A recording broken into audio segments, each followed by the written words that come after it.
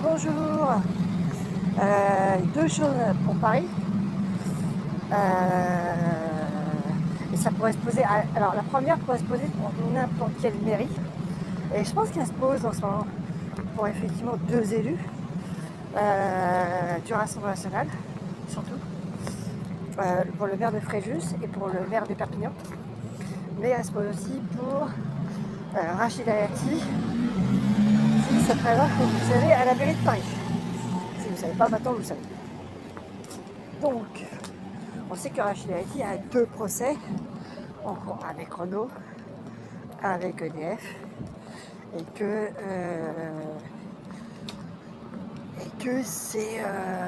les procès sont en cours. Donc, au final, elle risque d'être inéligible après l'élection. Voilà. Ça fait que le maire de Fréjus est à nouveau dans un procès, qu'il n'est pas éligible, qu'il est en sursis. Que donc, s'il perd son procès, il peut devenir inéligible. Que le maire de Perpignan, lui aussi, peut être, suite à plusieurs procès, parce que lui aussi il y a plusieurs procès, donc peut être inéligible après l'élection. Maintenant la question est la suivante, et que je pense que c'est intelligent de se la poser en tant qu'électeur. Est-ce qu'il faut voter pour des gens qui seront avec un pourcentage énorme? Alors, il n'y a pas de garantie qu'ils ne soient pas utilisés, on est d'accord, qu'ils peuvent être tous les trois avec du sursis. On est d'accord, c'est possible aussi. Je ne suis pas une boule de cristal. Mais la question se pose. Savoir de faire élire des maires qui vont être éligibles, qui va falloir revoter, parce que dans le cas, il y a donc le fait de revotation. Parce qu'en France, on n'est pas comme aux États-Unis.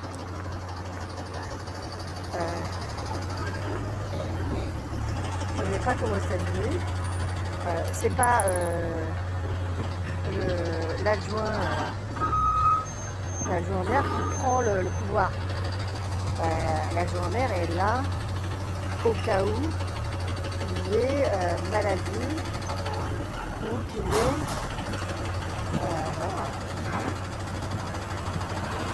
un peu sérieux,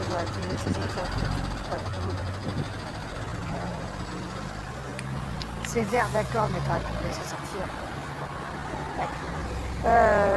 Désolé. Donc, la question se pose.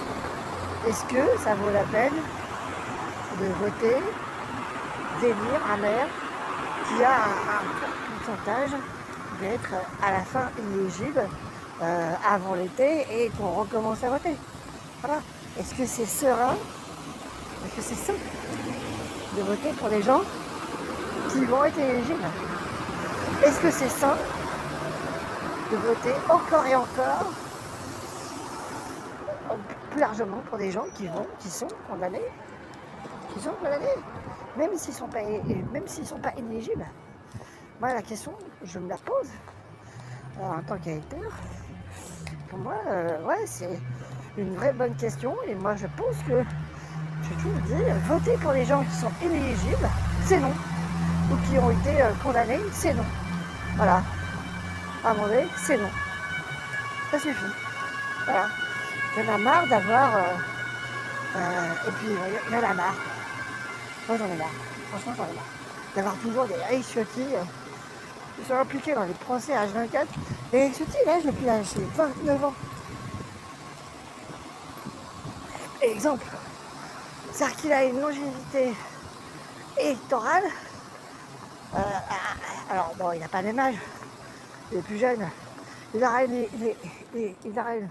longévité. Il sera élu autant de temps que Michel Barnier, qui a commencé à peu près le même âge, ou que Sarkozy. Non, à un moment donné, non. Faut que Bayrou. Voilà. Mais il faut que ça s'arrête à un moment donné. Ouais, faut leur donner une date limite. Je crois, hein. Je suis pas sûr, mais à un moment donné, il faut donner une date limite. Continuer avec des vieux là. C'est comme dans l'armée, même problème. T'es général à vie. Bah non en fait. Tout c'est normal ça. Là t'es général jusqu'à 90 ans. Puis qu'est-ce que t'as besoin d'être général? T'es payé par la. Imagine, t'es payé par nos impôts jusqu'à là. T'es pas à la retraite, hein. T'es payé, t'es général jusqu'à là. T'es pas retraité. Mais pourquoi? À un moment donné, non. Ah, non. T'es retraité, toi. T'es retraité. C'est bon, merci. T'as fait ton temps.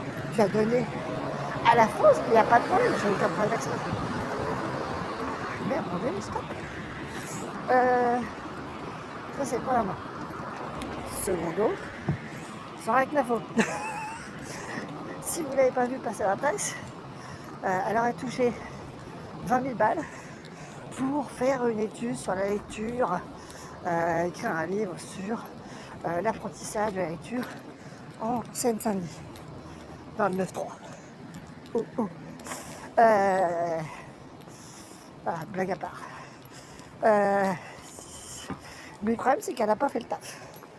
Alors, on découvre qu'elle a remboursé l'argent, ce qui paraît normal, mais elle a remboursé l'argent parce que ça s'est vu. Et qu'à un moment donné, les gens lui ont réclamé la thune. Alors, si on ne lui avait pas réclamé la thune, elle a gardé la thune. C'est un peu de but, je pense. Ouais, mais elle n'avait pas fait le taf. Ça en dit long. Alors, je rappelle que 20 000 balles, c'est quand même un an de salaire d'un smicard, à peu près. Alors, c'est 22 000 ans, à peu près. Un peu plus. Mais c'est ce que touche alors impôt un smicard à l'année. Donc, ouais, non. T'as touché un an de SMIC, t'as pas fait le taf, t'as remboursé, c'est normal. Voilà. Mais ça en dit long,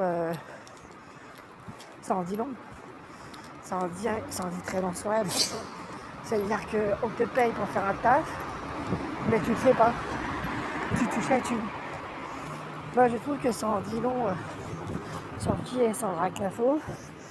Encore, comme Bardella. Voilà quoi. C'est comme Bardella et Marion Maréchal. Je crois que Marion Maréchal fait partie des gens qui sont moins présents au Parlement européen. Je rappelle que Marion Maréchal est élu parlementaire européen, condamné à plusieurs reprises, mais toujours élu. Voilà. Donc je rappelle que Bardella a été présent sur une année, 35 heures totales, payé 2000 balles par mois, soit le double d'un smicard. Donc ça lui fait, voilà, ça fait 8, 2, 4, ça fait cher. Ça fait cher, plus les avantages qui vont avec, plus. On n'est pas loin de 30 000 balles. Voilà. Plus c'est nos salaires à côté. D'accord. Parce qu'il est élu en Ile-de-France aussi, je crois. Plus les livres, ça va, la vie est belle. Voilà. Donc, il est payé cher pour rien foutre. Donc, pareil, son info n'est pas présente, ne font rien. Et en plus, quand elle est payée, elle fait pas tant. Donc, ça sert à quoi de voter pour quelqu'un qui ne branle rien? Voilà, encore une fois de plus. Moi, ça suffit quoi, les branleurs là, faut arrêter. Les vieux et les branleurs, faut arrêter. Parce que on a vraiment assez d'emmerdes comme ça en France. Alors, il faut des gens sérieux qui taffent, voilà, qui sont là au service du peuple, d'un pays, et qui taffent peu, et qui sont pas là pour prendre la thune, et rien branler et faire de la com tout le temps. Merci.